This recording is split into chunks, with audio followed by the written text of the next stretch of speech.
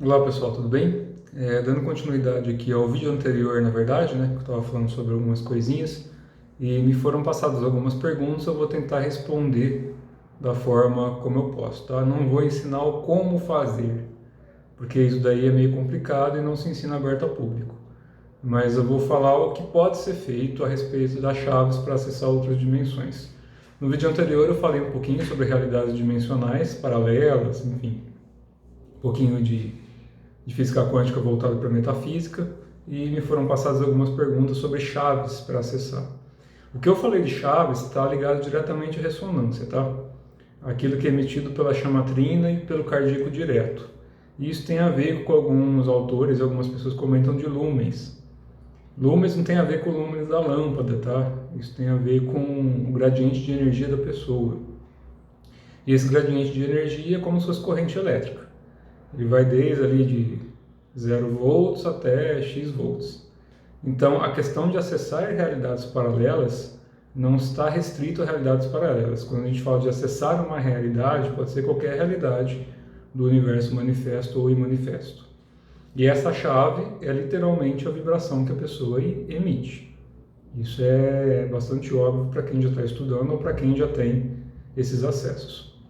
É a mesma coisa, vamos explicar de uma forma bem clara para quem está começando a estudar agora, depois eu falo talvez um pouquinho mais abrangente. Mas para quem está começando a estudar agora, a gente tem várias realidades dimensionais, como eu já expliquei no vídeo anterior. Quem não viu, veja para fazer sentido o que eu estou explicando agora.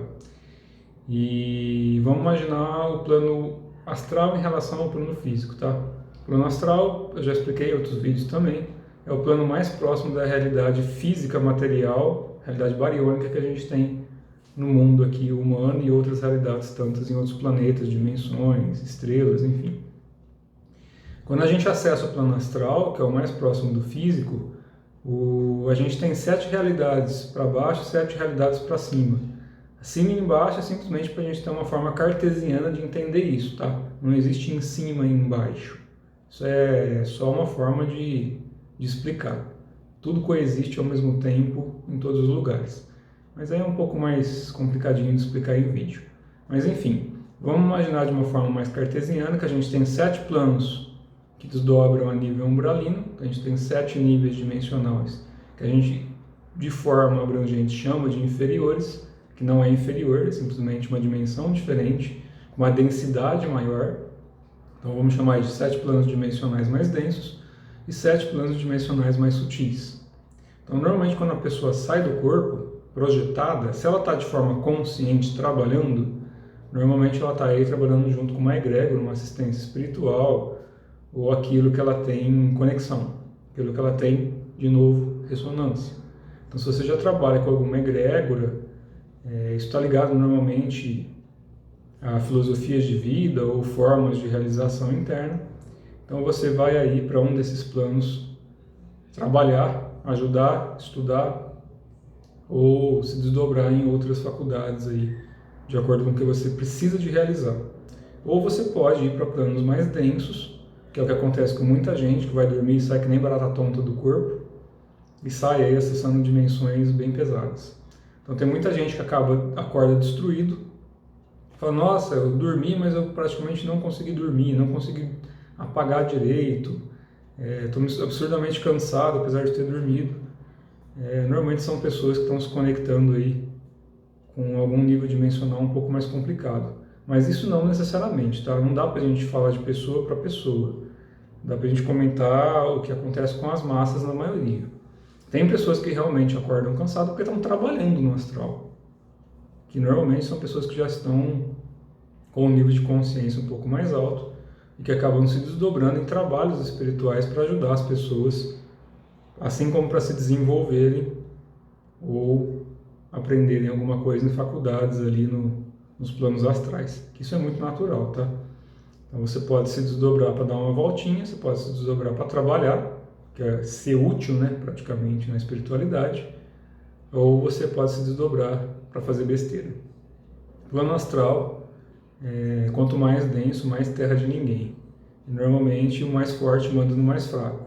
Então para quem aí se aventura em camadas mais densas, fique esperto quanto a isso. Fugindo um pouquinho do assunto, mas para deixar pontuado aí. Então o plano astral é mais fácil. Como é que a gente acessa o plano astral? Se desenvolvendo e desdobrando a consciência.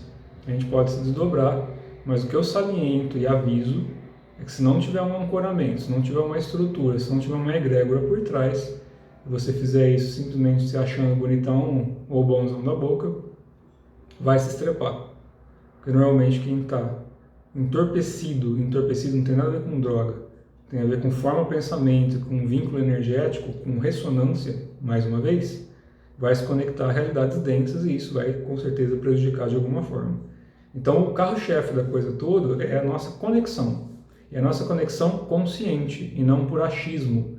Infelizmente, a maior parte das pessoas acha que é isso, acha que é aquilo, acha que acessa não sei o que.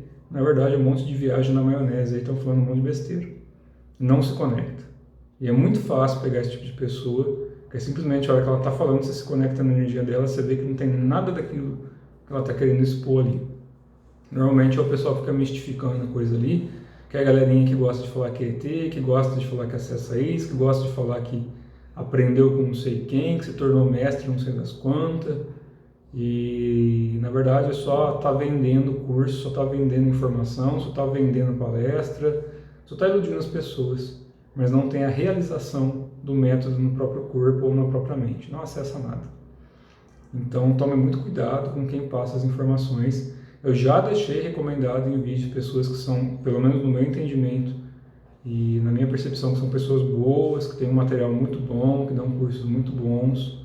Já comentei sobre o Rodrigo Romo, que tem cursos muito bons, deixa isso de uma forma bem clara, assim como outros autores também e alguns professores de linhagens. Já dei exemplo de linhagens taoístas, budistas, yogis, de materiais muito sérios, assim como eu, Paramahansa Yogananda, com as lições de Kriya Yoga. Então, de novo, estou passando aqui as mesmas recomendações.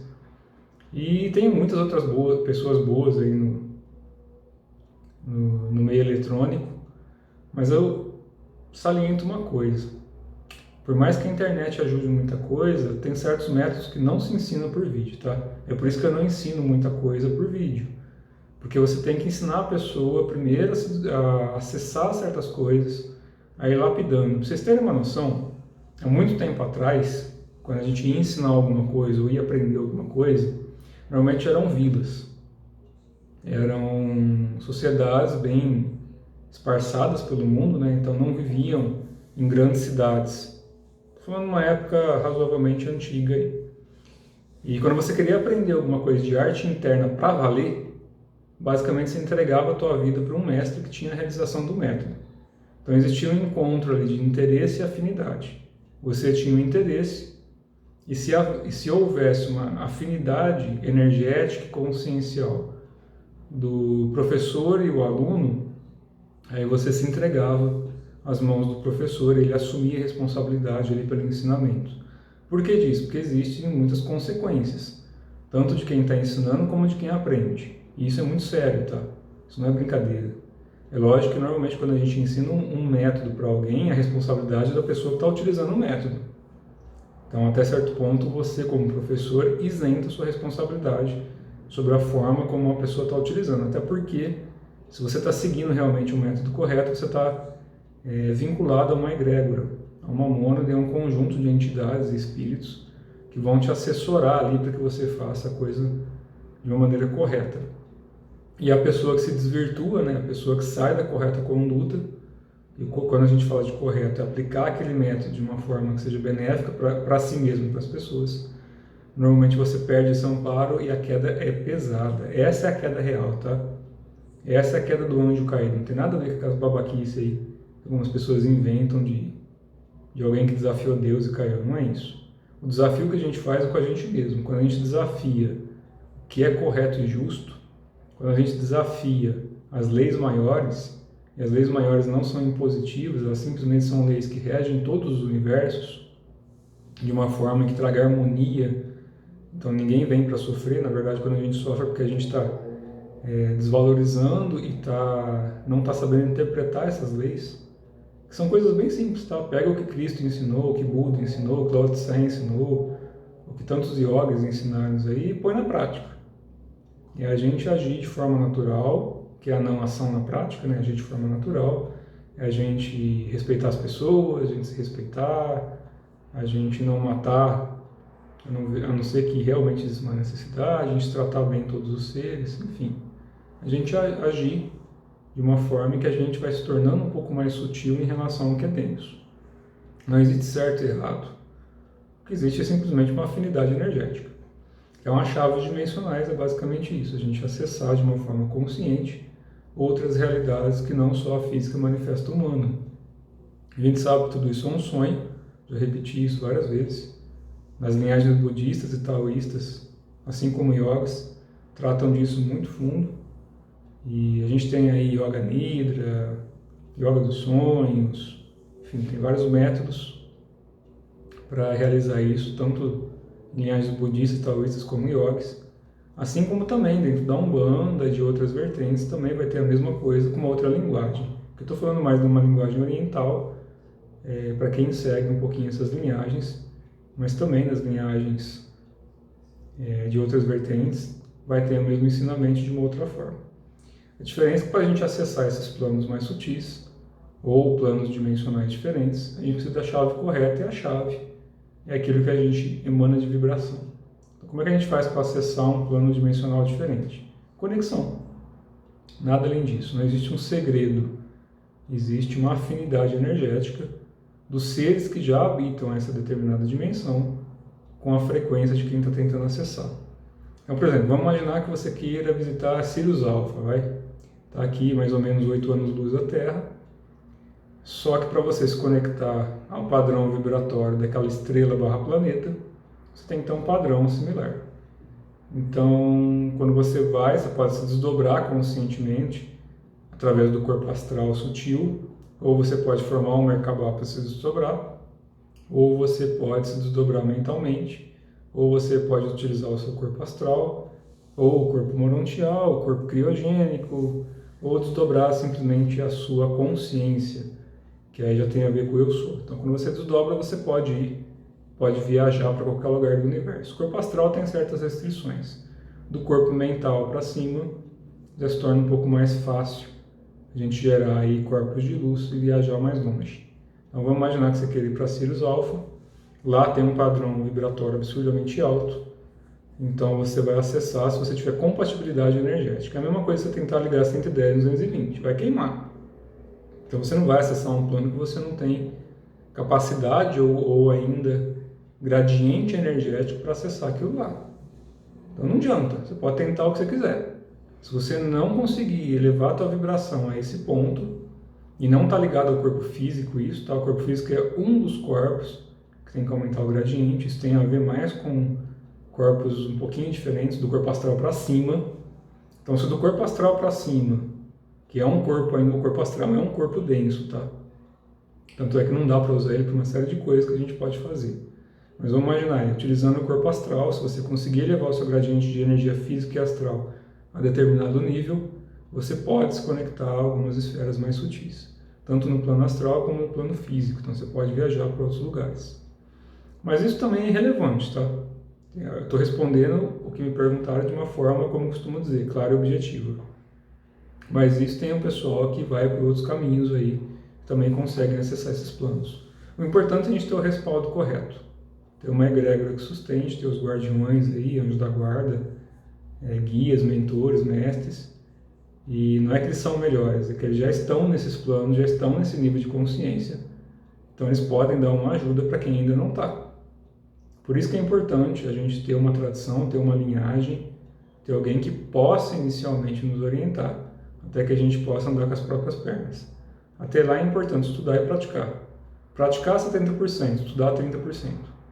Por que eu falo isso? Porque a maior parte vive no mundo teórico, vive no mundo místico e vive no mundo da internet. Então lê muito e não pratica nada. E quando pratica faz mal feito porque não teve alguém que orientasse a prática, porque nem quem está explicando não sabe fazer. Então, deixando bem claro ali, procurem pessoas que possam dar o respaldo correto, porque senão pode se machucar assim e pode ter problemas graves, gravíssimos. É igual a regressão para a vida passada. A maior parte das pessoas não estão prontas para lembrar de vidas passadas. Quando a gente começa a recordar a vida passada, você vai lembrar de coisas boas e ruins. E você tem que ter a capacidade e o nível de desprendimento correto para você lembrar e não absorver isso de forma incorreta. Você precisa de limpar isso. E limpar envolve uma série de coisas.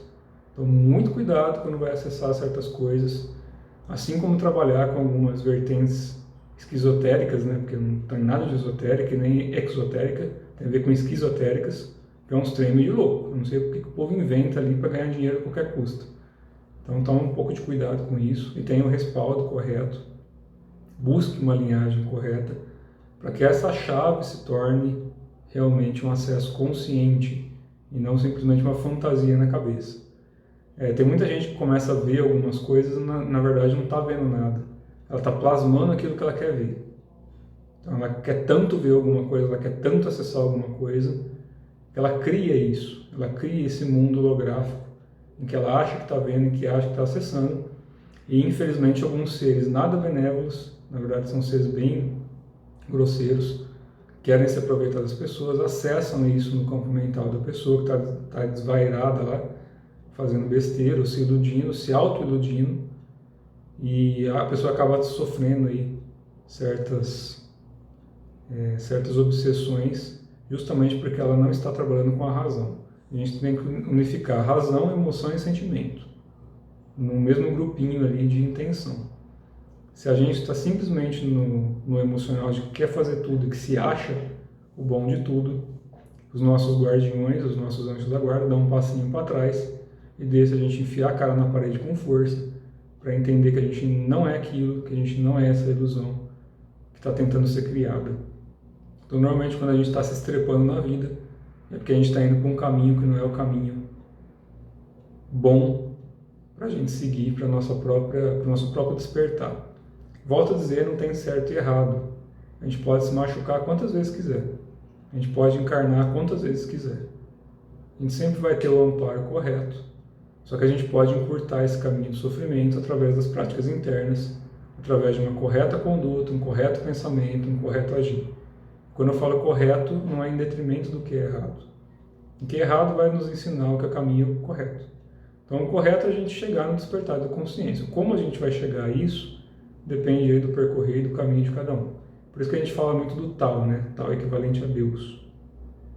Tem alguns aí que já está olhando e falando assim, não é equivalente a Deus. Tal é a fusão, né? Tal é todas as coisas. É a mesma coisa, tá? É porque algumas vertentes falam que existe Deus no aspecto masculino e mãe divina no aspecto feminino. Mas, na verdade, são duas qualificações diferentes do que a gente entende como Deus. Então, Deus, quando eu falar de Deus, é a fonte que tudo é a fonte de todas as coisas. É o próprio ser e manifesto que representa tudo e todas as coisas. O aspecto positivo masculino e feminino, né, o positivo e negativo, o yin e yang, basicamente dito, aí são qualificações, são qualidades já que vem desdobrado de Deus. Então, para ficar claro, de novo, sobre as chaves, chave é ressonância. Não é achismo, não é misticismo, não é inventismo, se é que existe essa palavra, é simplesmente você acessar de acordo com a sua consciência. Então, quanto mais a gente busca despertar da consciência, mais fácil a gente acessar alguns planos aí e desdobrar, porque é mais sutil. Para a gente voltar para casa, né? E voltar para casa é voltar para o nosso próprio despertar. Não importa se a gente está num corpo humano, se a gente está num corpo siriano, arcturiano, pleidiano, reptiliano, draconiano, não importa o corpo que a gente está utilizando, não importa é o estado da consciência em que ele se encontra. É a mesma coisa que eu falo de despertar espiritual ali. É um tanto de baboseira que até cansa de falar. Mas tem muita gente que posta 50 sintomas do despertar espiritual, 20 sintomas do despertar espiritual, 30 sintomas do despertar espiritual. Baboseira. Você quer saber se está despertando espiritualmente? Quer? É simples. Olha para você mesmo. Olha se você está tratando bem as pessoas, se você está comendo direito, se você está tratando bem o seu corpo, se você está praticando algo que seja útil e benéfico para você e para as pessoas, se você está falando menos mal dos outros, se você está realmente deixando de ter preconceitos, deixando de julgar de forma equivocada, julgamento como filtro é uma coisa, julgamento como crítica destrutiva é outra. Se você está parando de impor as coisas para as pessoas, isso é que realmente a gente está despertando. Despertar é a gente sair da condição ilusória. Isso é o sintoma de despertar.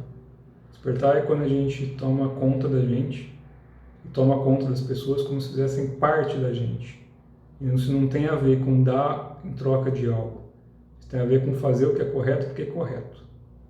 E mais uma vez, o correto não em relação ao que é errado. O correto em relação àquilo que nos torna mais conscientes, mais despertos.